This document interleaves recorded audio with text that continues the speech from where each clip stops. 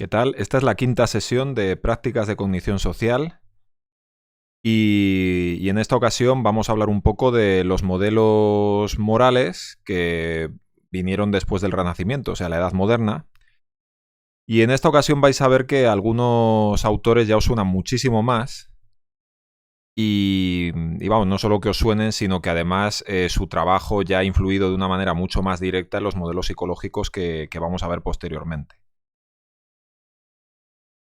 Y vamos a seguir una secuencia mucho más ordenada esta vez. Yo espero ser mucho más breve y mucho más ordenado. Vamos a ver de cada autor como la idea metaética que tiene sobre la moral, es decir, qué idea tiene sobre qué es la moral y de dónde viene.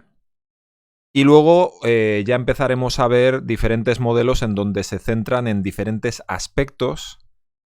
Pues por ejemplo, hay algunos modelos que se centran solo en la justicia, algunos hablan de que la moral también quiere decir el cuidado de los demás, y otra serie de cosas. Pues vamos a ello, y como podéis ver, en esta ocasión no os he puesto ninguna introducción propiamente dicha a la Edad Moderna, porque realmente, pues ya sabéis, con la Edad Moderna hay un cambio totalmente, bueno, a partir del Renacimiento, hay un cambio de paradigma, la escolástica, como recordaréis, con la aproximación que hubo, donde hablamos de Juan Duns Scoto y Guillermo de Ockham, pues ya se asume, por un lado, que la razón llega hasta donde llegan los sentidos, no puede ir más allá, y por lo tanto todo lo que tiene que ver con Dios y con lo metafísico, pues eso es una cuestión de fe, y eso ya es otra cosa. ¿Qué consecuencias tiene eso? Pues tiene la consecuencia de separar lo que es lo metafísico de lo físico. Entonces, de la misma manera que la escolástica acaba degenerando y ya pierde el valor que había tenido, porque ya, bueno, como recordaréis, la escolástica era la filosofía que trataba de comprender una verdad revelada, o sea, la verdad del mundo que necesariamente estaba ligada a Dios. En el momento en el que ya no puedes comprender a Dios mediante la razón, al contrario de lo que decía Tomás de Aquino, pues, ¿qué es lo que ocurre? Pues que dejas espacio libre a poder centrarte en comprender el mundo sin Dios. Y esto tiene unas connotaciones pues muy muy importantes para el desarrollo de la ciencia. Bien, entonces, eso es un poco lo que ocurrió, como veréis, en los modelos que vamos a ver, aunque casi todos los autores que vamos a ver eran creyentes, pero sin embargo ya Dios no es un elemento necesario para comprender la realidad moral del ser humano. Y os quería empezar con estas dos frases, una de Francis Bacon y otra de Voltaire, para que veáis un poco dos características nuevas que aparecen en la Edad Moderna, ¿no? Por ejemplo, el humanismo, el centrarse en el hombre, en la razón del hombre y en la razón del hombre en el mundo. No necesariamente un mundo metafísico, sino un mundo material y que pensar sobre el mundo material y por uno mismo pues volvía a estar bien, ¿no? Cuando hablamos de renacimiento, pues hablamos de volver un poco al pasado. En el caso del luteranismo era volver a las esencias cristianas verdaderas, entre comillas, por así decirlo. Y en el caso de la filosofía en general, bueno, y no solo de la filosofía, también del arte, era una vuelta pues a Grecia y Roma. Porque, bueno, como sabéis, pues yo qué sé, incluso, pues yo qué sé, el Vaticano, por ejemplo, pues muchísimos edificios importantes asumían rasgos arquitectónicos de la antigua Grecia y Roma, y la idea esta de pensar por uno mismo y de la razón y de replantearse las cosas, pues también vuelve un poco, y la creatividad y todo eso, al Renacimiento, un poco más con un poco la libertad de explorar el mundo. Ahora que ya sabemos que Dios y que lo metafísico es otra cosa, está separada de la realidad física, pues entonces ya tenemos la libertad de explorar esta realidad física, por así decirlo. Entonces tenemos aquí primero la frase que me gusta: quien no quiere pensar es un fanático, quien no puede pensar es un idiota, y quien no osa pensar es un cobarde. Esta frase para mí es atemporal, me encanta, pero refleja perfectamente lo que se empezó a ver, ¿no?, en esa época. Ya no es cuestión de que asumas una verdad revelada y se acabó, sino que, oye, tienes que pensar el mundo y tienes que conocer el mundo. Y luego también está el tema de la tolerancia, que empieza a ser cada vez más importante en esta sociedad. Lógicamente en la Edad Media, tolerancia no, tú tenías que asumir los dogmas y de hecho incluso muchos religiosos, bueno, casi todos los que intentaron ir en contra un poquito, salirse un poquito de lo que decía la autoridad eclesial, pues o les quemaban los libros o les encerraban o directamente les condenaban a muerte. O sea, Abelardo sufrió persecución, Occam sufrió persecución y bueno, y muchísimos otros, ¿no? Bueno, pues aquí tenemos a Voltaire, que era, pues que es por así decirlo, el paradigma del filósofo de la tolerancia, ¿no? Odio lo que dices, pero defenderé hasta la muerte tu derecho a decirlo. Es decir, no se trata tanto de que estemos de acuerdo, no se trata tanto de defender a aquellos con los que estoy de acuerdo, sino de defender el hecho de que cada uno pueda hacer lo que le dé la gana. Es decir, libertad de expresión, que bueno, que es un tema que lógicamente siempre va a estar en boga porque siempre va a haber épocas en las que el derecho a decir lo que a uno le dé la gana pues va a estar incluso hasta mal visto. Y bien, vamos a empezar con Hobbes. Como os he dicho, me voy a centrar para hacerlo lo más ligero posible en el modelo moral. Vosotros os lo dejo para que lo leáis. Todos los autores son muy interesantes, pero lógicamente esto no tiene mucho sentido que nos centremos en la teoría. A mí lo que me interesa es que conozcáis todos los modelos para poder luego hacer aplicaciones absolutamente prácticas de esto. Entonces, bueno, vamos a ir un poquito más rápido esta vez. Y entonces, la idea de Hobbes que tiene sobre el mundo tiene que ver con lo que os acabo de decir. O sea, él ve el mundo como un mundo material. Entonces, como solo existen los cuerpos, pues todo conocimiento es conocimiento de los cuerpos y el conocimiento humano se limita a la naturaleza. Es decir, nada nuevo, pero en el caso de Hobbes es bastante claro y bastante radical en el sentido de claro y conciso y puro, ¿no? Es decir, el conocimiento viene dado necesariamente por la razón y está limitado pues al conocimiento sensible. Entonces, hablando un poco de metaética, ¿qué es la moral para Hobbes? Bueno, pues la moral para Hobbes tiene que ver con aquello que de alguna manera nos apetece o nos produce aversión. Es decir, las cosas no se quieren u odian porque sean buenas o malas, sino que se las ve como buenas o malas por quererlas u odiarlas. Aquí ya, si habéis estado atentos a las clases anteriores, aquí ya nos suena algo esto, ¿no? O sea, esto no es algo nuevo, es un renacimiento de algo que hubo en la antigüedad. Pero ¿qué pasa? Que como las cosas son buenas o malas en función de las apetencias individuales, pues claro, lo bueno y lo malo es relativo, no hay un absolutismo moral.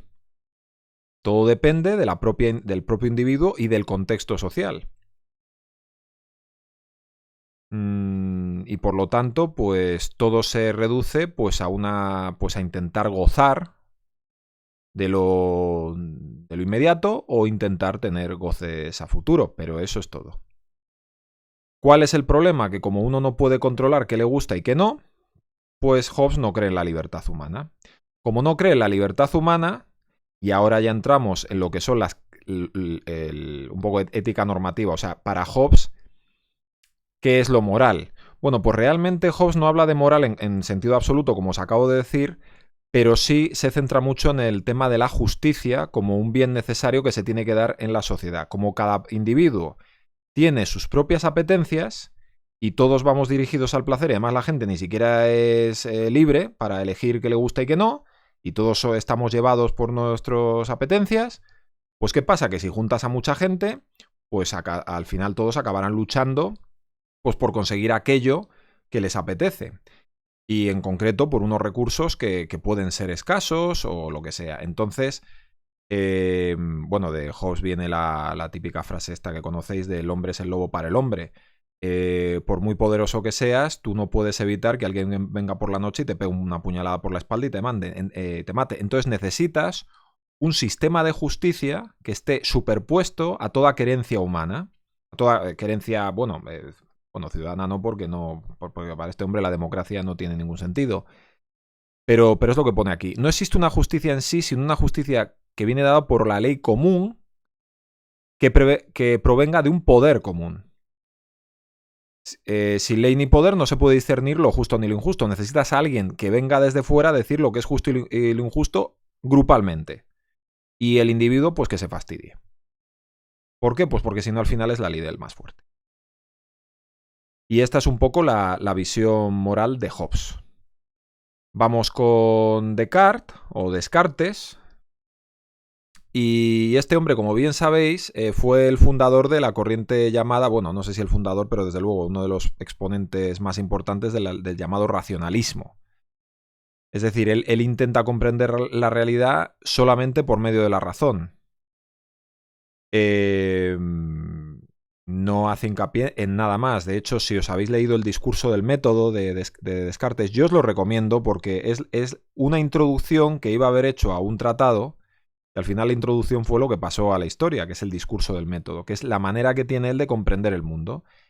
Intenta refutar absolutamente todo aquello que no puede asegurar que exista y parte de lo obvio, que es el cogito ergo sum, o sea, el pienso luego existo, y a partir de ahí construye todo lo demás. Bueno, pues ese es Descartes, ya lo conocéis, pero él también tiene un modelo moral interesante. Entonces, claro, ¿de dónde viene la moral?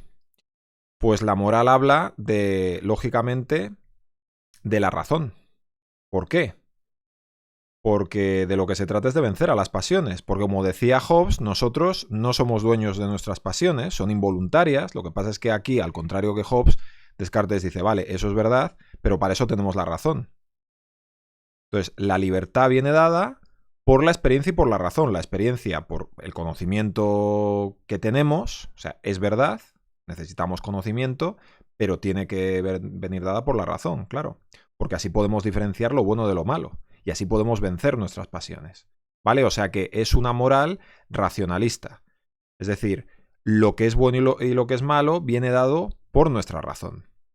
Y de ahí viene la moral humana. Porque si no tuviéramos razón, pues entonces nos llevarían las pasiones por delante. Claro, en el momento en el que tú ya crees que el individuo es capaz de razonar lo que es bueno y lo que es malo, entonces ya no necesariamente crees en la necesidad de un Estado totalitario que determine, independientemente de lo que quiera el individuo, lo que es bueno y lo que es malo. No, sino que ya el individuo es capaz de adaptarse por él mismo al entorno, independientemente de que alguien le tenga que decir lo que tiene que hacer, ¿no? Entonces, en cuanto a lo que son los preceptos morales de Descartes, realmente no es que hable en términos de pues justicia o no sé qué. No, a él le parece que la virtud, porque la virtud es la prudencia, nuevamente, os recuerda algo, Renacimiento, volvemos a la época clásica. Pero sí habla en términos de moral grupal, por así decirlo. Entonces, al igual también hicieron otros en la antigüedad, habla de lo que se llama la moral provisional. Es decir, aunque la idea de moral tiene que ver con la superación de toda visión irracional de la vida y liberarse de las pasiones, Descartes, que era bastante inteligente, asume que esto puede ser un objetivo difícil de conseguir, más teniendo en cuenta que los seres humanos viven en un contexto cultural determinado, con unas reglas morales no necesariamente basadas en la razón. Y tú tienes que vivir en ese contexto. Por lo tanto, hombre, tú te tienes que adaptar. Entonces aquí, bueno, lo tenéis ahí, que hay una serie de normas, un poco para adaptarse provisionalmente a donde estés. Más el hombre siempre era de lo de allá donde fueres, haz lo que vieres. Es decir, que distingue entre una moral individual y una moral no tanto grupal, sino como una necesidad de adaptarse al grupo, que no necesariamente viene dado por lo que diga tu razón, porque si tú estás en un contexto social determinado, con unas normas determinadas, te tienes que adaptar a él. Entonces, resumiendo, Descartes, racionalismo, vencemos a las pasiones y por lo tanto el individuo puede determinar lo que es bueno y lo que es malo, no como Hobbes. Y luego el tema de la moral provisional, que bueno, que es aceptar un poco el contexto en el que uno vive e irse adaptando. Bueno, primero, porque a lo mejor no te queda otro, y segundo, oye, pues porque a lo mejor no todo el mundo tiene la capacidad de razonar perfectamente, ¿verdad? Siguiente autor, Spinoza, que es... a ver, es un poco una mezcla de los dos anteriores, porque era una persona que hizo bastante, escribió bastante sobre política, pero bueno, realmente su modelo moral es también racionalista. De hecho, su ética, él escribió un tratado de ética muy conocido, en el que, parecido a Descartes, no es exactamente lo mismo, pero utiliza un método deductivo, es decir, también razonado, para llegar a lo que es bueno y lo que es malo. En el caso de Spinoza es muy importante un aspecto, que es el naturalismo, y es un poco... A ver, no sé si os suena Giordano Bruno. Giordano Bruno fue un filósofo del Renacimiento que creía en el Dios todo. Eso es una cosa que bueno, igual alguno uno de vosotros pensáis, ¿no? Bueno, yo no creo en Dios como un ente separado de la naturaleza, pero creo en la naturaleza, ¿no? Bueno, conocéis ¿cómo se llama? El mito este de Gaia, de que realmente la Tierra es un ente vivo, que tiene alma y todo ese tipo de cosas. Pues Spinoza pensaba, bueno, Giordano Bruno pensaba que Dios era todo. Y todos formamos parte, todos somos Dios porque todos formamos parte del todo. Le quemaron en la hoguera. Además, el tío le quemaron en la hoguera porque el tío no se quiso retractar. Bueno, pues Spinoza, pues no sé si no sé si este hombre vivió 100 años antes, pero vamos, unas cuantas décadas después, Spinoza vino a decir un poco lo mismo. No hay otra sustancia, esto es, otra realidad independiente que Dios mismo. No sé si alguno se acuerda de cuando estábamos dando la Grecia clásica, los orígenes de la moral. Esto es lo que decía Parménides: solo existe el ser. Solo hay algo que no cambia. Bueno, pues Spinoza dice que solo está Dios.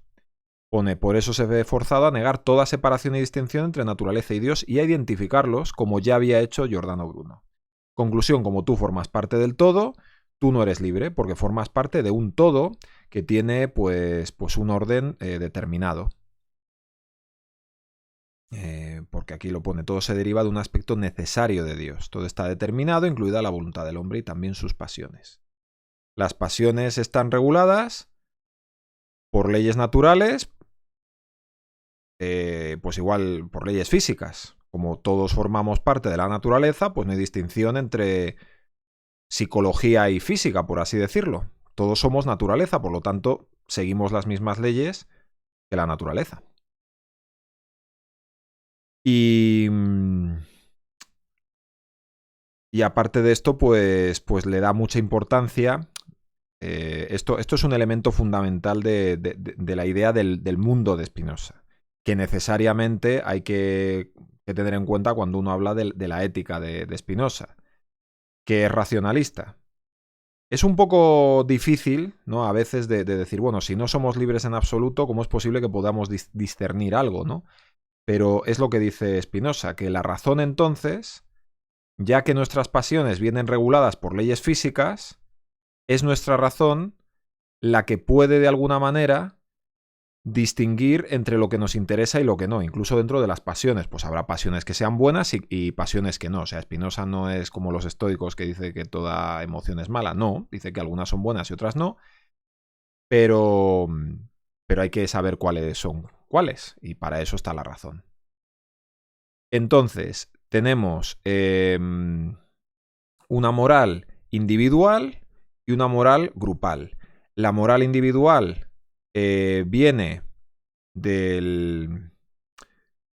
No sé si os acordáis de San Agustín, ¿no? Que hablaba del amor por las cosas por sí mismas y del amor de ciertas cosas por aquello que nos puede dar, ¿no? Pues este hombre habla algo parecido, porque habla del apetito consciente que se llama deseo.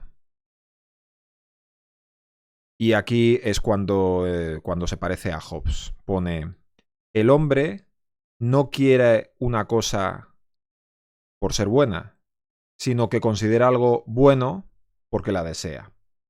Es decir, la idea de lo que es bueno, según Spinoza, es igual que la de Hobbes. La idea de bueno. ¿Vale? Entonces, en ese sentido, el origen de la moral es lo mismo. Eso sí, en este caso, añade lo que decía Descartes, pero incluyendo la racionalidad individual.